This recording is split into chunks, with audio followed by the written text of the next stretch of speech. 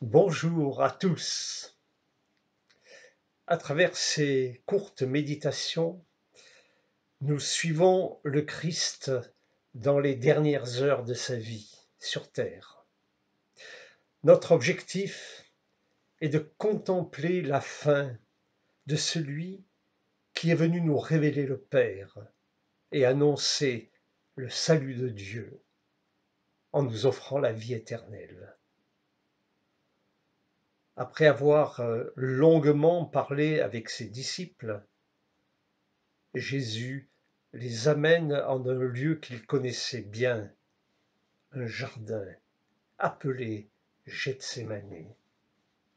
Gethsémanée, le pressoir à huile, car c'est cela que ce mot veut dire, pressoir à huile. Et ce seul nom résume tout ce qui va suivre. C'est dans le pressoir à huile que l'on déverse le fruit de l'olivier. Puis les meules passent et repassent. Le fruit est alors pressé, écrasé, éclaté, encore et encore, jusqu'à ce qu'il ne reste plus qu'une sorte de pâte que l'on peut éventuellement brûler. Jésus savait tout cela. C'est pour cela que je suis venu, dit-il. C'est pour cette heure. Malgré cette sombre perspective, Jésus reste humble et calme. Aucune violence, aucune démonstration de force.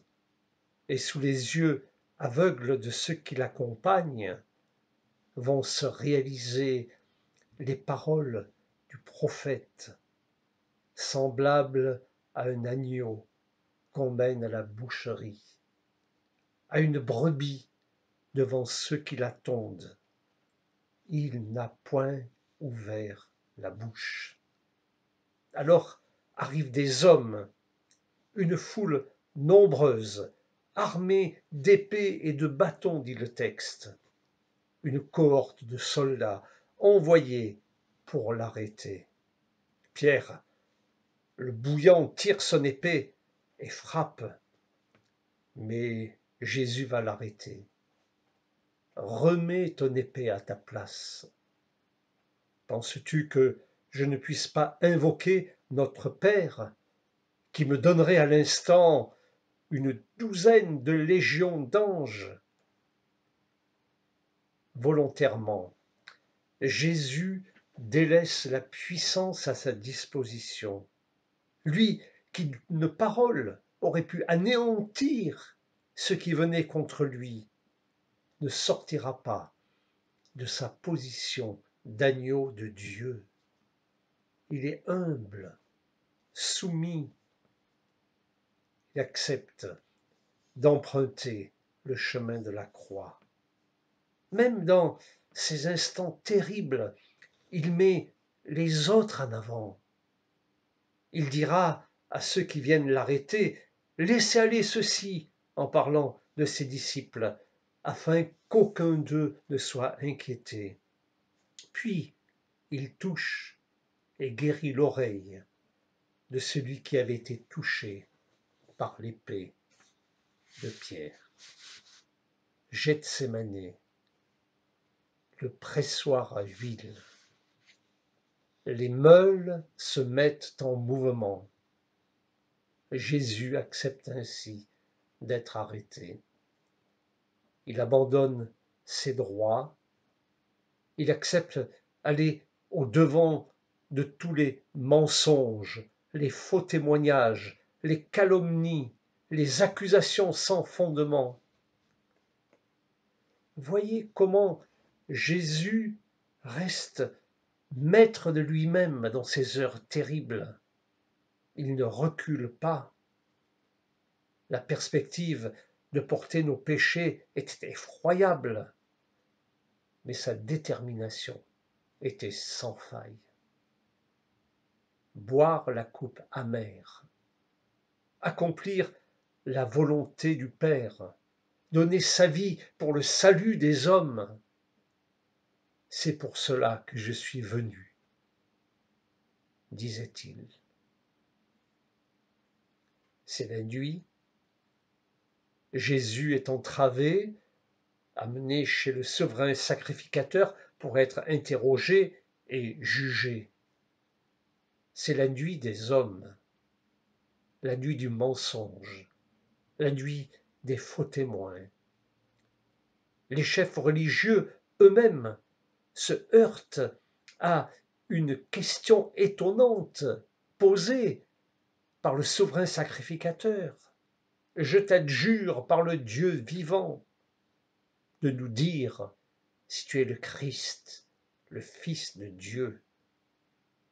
Stupéfiante question dans la bouche de son ennemi, et la réponse est directe. Tu l'as dit, je le suis. Cette vérité le condamne. Le texte dit qu'ils crachèrent alors à son visage, lui donnèrent des coups de poing, des coups de pied, des soufflets, en disant, lui ayant caché le visage, « Christ, prophétise, qui t'a frappé ainsi ?» C'est l'heure sombre.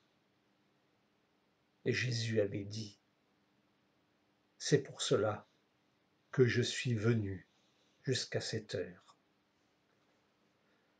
Au matin, ce n'est plus au chef religieux que Jésus va être confronté, mais au chef politique. On l'amène à Pilate. Celui-ci, étonné, va aussi lui poser une question étrange.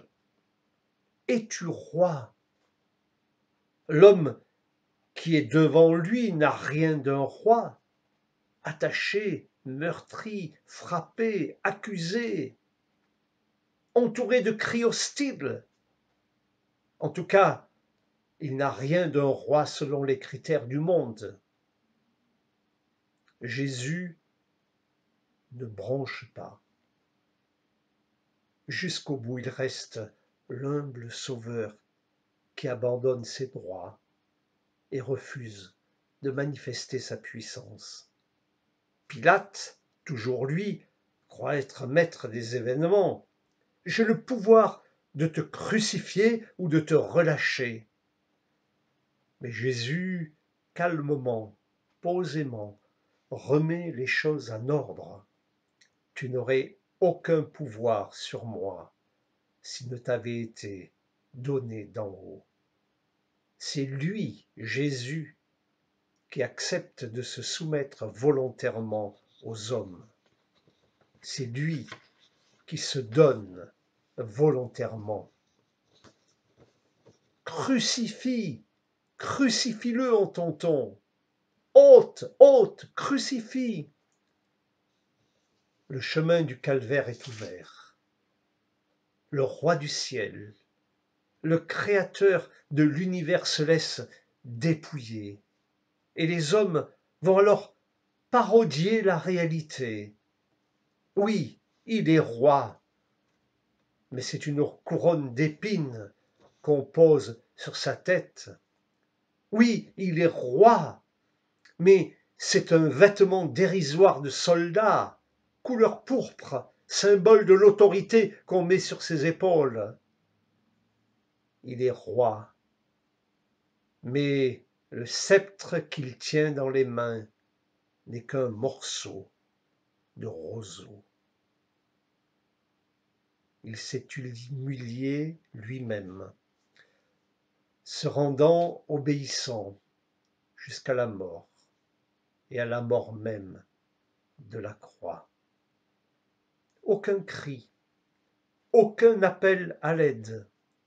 Il subit en silence la souffrance, l'humiliation, l'ignominie.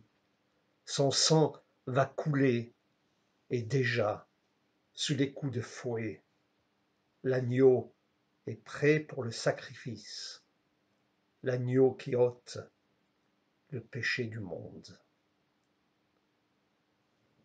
Jésus, portant sa croix, arriva à un lieu nommé Golgotha, c'est-à-dire le crâne.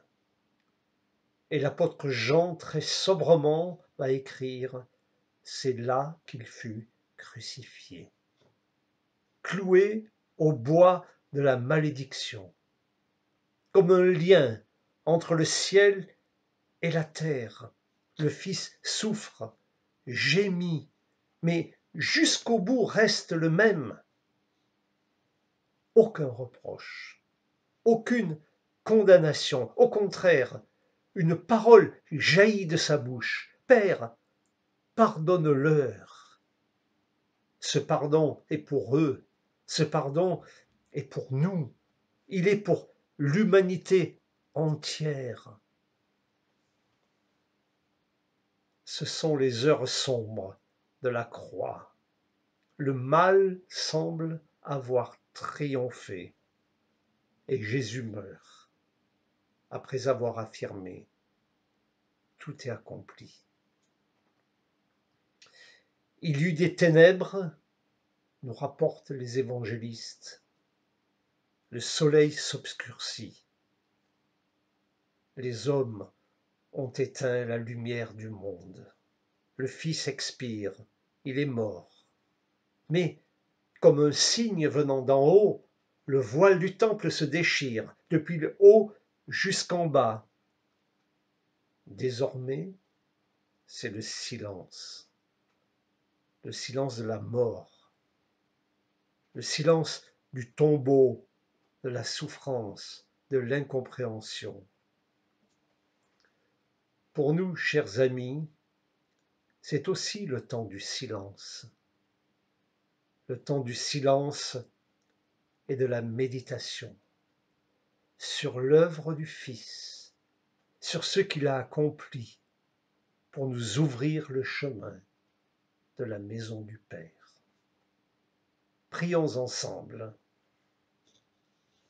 Cher Sauveur, comprendrons-nous jamais ce que tu as souffert pour chacun d'entre nous?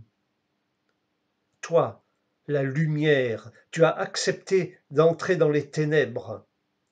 Toi, la vie, tu as accepté de mourir à notre place.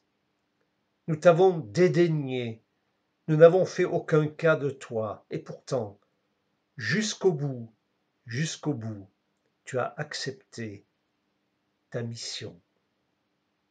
L'éternité suffira-t-elle à rappeler ton amour? Que nous n'attendions pas demain pour rappeler et proclamer ton œuvre parfaite, accomplie sur la croix. Amen.